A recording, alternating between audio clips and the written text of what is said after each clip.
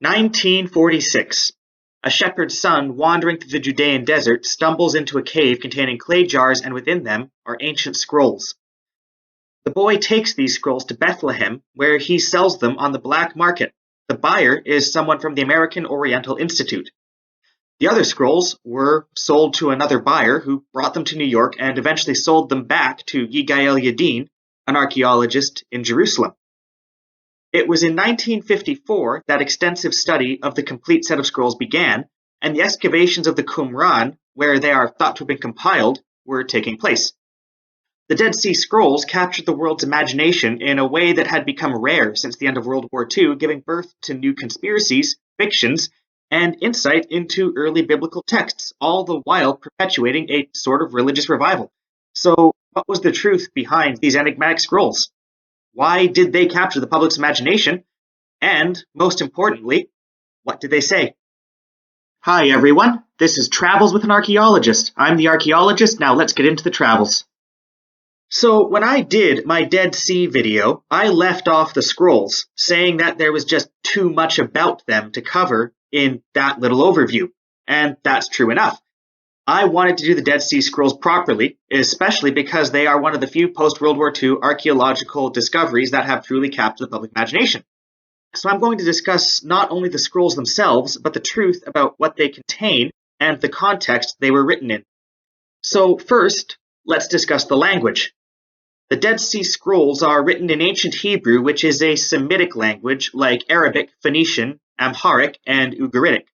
Ancient Hebrew is a dead language, and while it has its own syllabary, the vast majority of Hebrew texts are written in the Aramaic script. This includes modern Hebrew, which is actually a revived language by the State of Israel based on ancient Hebrew. Now, I actually do know how to read ancient Hebrew. I did my excavation in Israel and thought it would enhance my study to learn the language. Now, the thing with Semitic languages is that they all share a similar structure, much like the Latin-based languages. And this is that they have a root word consisting of 3 consonants, and the meaning changes based on how you string them together with other symbols. Let's take the Hebrew word for king, for example, which is melech, mim, lamed, kaf. Now, you'll note that this word has no vowels, and this is actually quite common among Semitic languages. With the exception of aleph, vowels are not included but do exist in inflections, and in ancient texts it will have to be guessed from context. This can lead to a lot of mistranslations. So let's see how this works with melech. If we add a he at the end, this feminizes it and the word becomes queen. But let's take that he and move it to the beginning, and now it becomes a definitive, the king. And to give you an example of a possible mistranslation, let's add a lamed to the beginning. Now, this can mean to, from, and for, depending on how the context is used, which is actually a bigger problem than it should be in Israeli archaeology in particular, as there is a jar known as a lamelech jar stamped with this very conjugation. Are these lamelech jars destined for the king's household, or do they come from estates owned by the king? That's not even getting into slang. Based on the writing's prose, we can date the stories that were written and told. I don't know anywhere near enough Hebrew to get these nuances, but there are those who do, including the professor who taught me, and it is possible to date a language through the slang it uses. And one of the other problems with the Dead Sea Scrolls is just how delicate they are, and contrary to popular belief, many of them are translated, and you can find these translations online. There is no hidden agenda.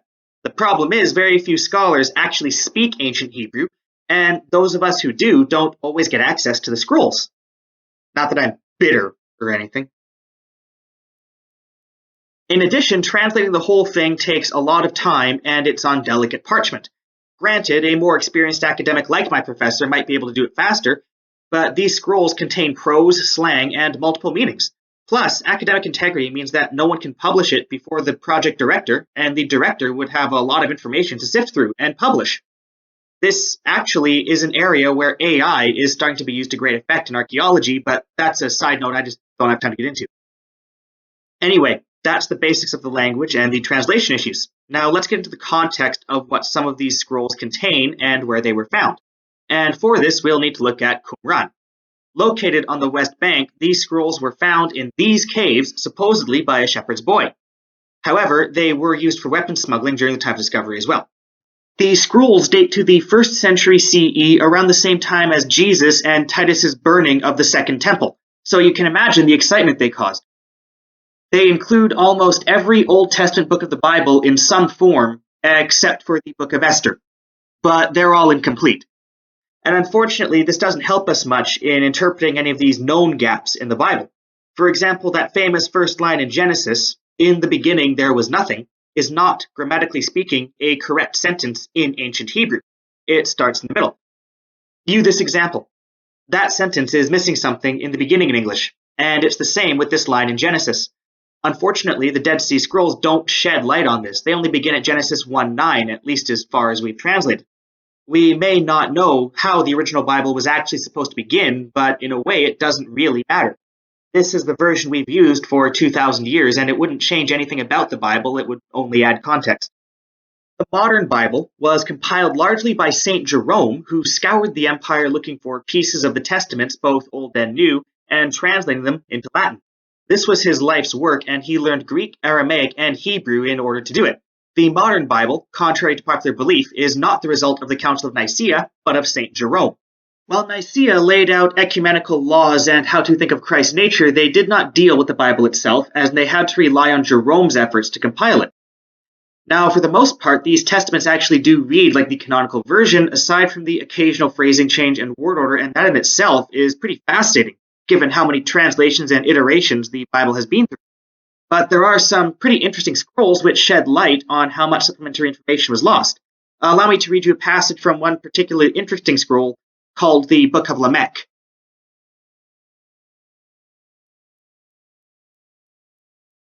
Then I considered whether the pregnancy was due to the Watchers and the Holy Ones, or should be ascribed to the Nephilim, and I grew perturbed about this child. Then I, Lamech, became afraid and went to Batanosh, my wife, saying, "Declare to me, by the Most High, by the Lord of greatness, by the Eternal King, whether the child comes from the heavenly beings. Everything will you tell me truthfully, whether you will tell me without lies. Is this swear by the Eternal King until you speak truthfully to me and not with lies." Then Batanosh, my wife, spoke with me forcefully. She wept and said, "O my brother and master, recall for yourself my pregnancy, marital relations, and my breath within its sheath. Can I truthfully tell you everything?" Then I was perturbed even more when Batanosh, my wife, noticed that my face had changed its expression. Then she gained control of her emotions and spoke with me. She said to me, "O my master and brother, recall for yourself my pregnancy. I swear to you by the great Holy One, by the ruler of heaven, that this seed is yours, that this pregnancy is from you, that from you is the planting of this fruit, and that it is not from any alien or from any of the Watchers or from any heavenly being. Why has the appearance of your face changed like this upon you? And why is it disfigured and your spirit dejected like this? For I tell you this truthfully." Then I, Lamech, hurried to Methuselah, my father, and told all this to him so that he might consult with his father and come to know everything with certainty from him, since he is loved and favored by God, and with the holy ones has his lot been apportioned, and hence they reveal everything to him. When Methuselah heard these things, he hurried to Enoch, his father, to learn from him the truth of the whole matter. His approval, and he had previously gone to Parvaim. There he found Enoch, his father, and he said to Enoch, his father, "O my father and master, I have come to you." And it is at this point the scroll ends, having disintegrated.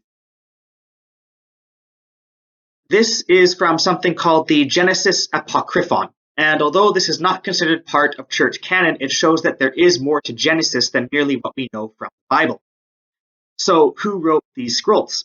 Well, fortunately, we have an answer for that, too.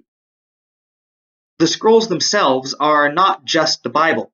In addition to supplementary texts, they also contain some historical accounts and a set of rules of how to live as a monk at this monastery in Qumran.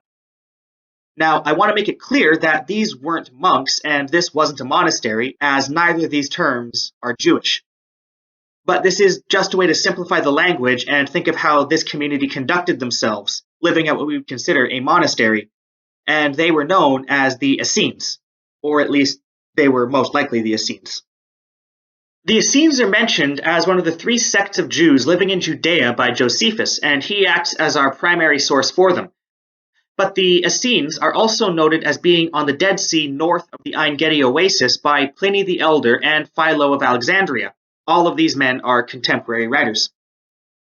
Now, there is nothing officially tying the Essenes, the Dead Sea Scrolls, and the site of Qumran to each other, but it is nevertheless a safe assumption to do so. In addition to Qumran being quite close to the caves, it was abandoned at the same time that the scrolls were hidden. Likewise, the description writers give of the Essenes sounds an awful lot like Qumran, and the laws outlined in the Dead Sea Scrolls also seem to refer not only to Qumran, but to a law we would expect to see of the Essenes as they are described. All of this does seem to tie these 3 elements together. Yet, as a full academic disclaimer, the Dead Sea Scrolls do not state who their author is, nor do they state where they were compiled. Some scholars still suggest the scrolls were written in Jerusalem and hidden out here by refugees, and that Qumran was just a desert fortress or outpost. For the sake of this video, let's work under the assumption that majority opinion is correct, and that the Essenes were living in Qumran, and that they wrote the scrolls. So who were the Essenes, and what was life like for them? The Essenes were founded in the 2nd century BCE during the time of the Maccabees, and Qumran was abandoned in 68 CE. It was likely during this abandonment that some Essenes hid the scrolls out here, hoping to either someday return to them or to save them for future generations. Well, mission accomplished, though probably much, much later than they anticipated. And you can see here that, despite being in the middle of the desert, a lot here is about ritual cleaning. A pool and a lot of ritual baths cover the site, and being in the middle of the desert, this required a lot of water movement. As you can see, aqueducts also line the site, utilizing the Hellenistic and Roman technology that governed the land they lived in. This was meant to be a self-contained community with sheep and goat pens, kilns, kitchens, and other necessities for everyday living. Every ancient writer to note the Essenes notes that they were celibate, and archaeology would seem to confirm that they lived the life of avowed poverty common in other monasteries. Some of these caves were carved out by humans, so they were planning this for quite a long time. Qumran itself sits on an older settlement, and this main cistern actually dates to the Iron Age. These aqueducts, however, are indeed of a more modern, Greco-Roman nature, but it shows the Essenes were using pre-existing infrastructure to their own ends. In this long inner room, excavators found remains of inkwells and potential benches and hard surfaces. This room could very well be the one the Dead Sea Scrolls were written in. Not everyone agrees with this, but they do agree that there was some sort of writing going on there. As said before, there is also evidence of them making their own pottery, and communal dining and living areas.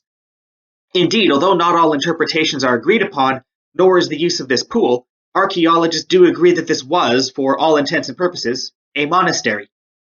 But there are oddities. For example, 43 skeletons have been found here, which include women and children. Although there is some debate over whether or not they were Jewish, it does raise the question of who lived here.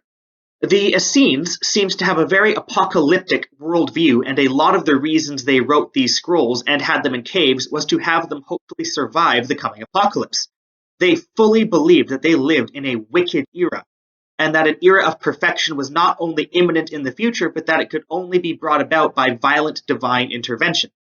They were the sons of light, and as such needed to avoid contact with the unbelievers, the sons of darkness, i.e. everybody else.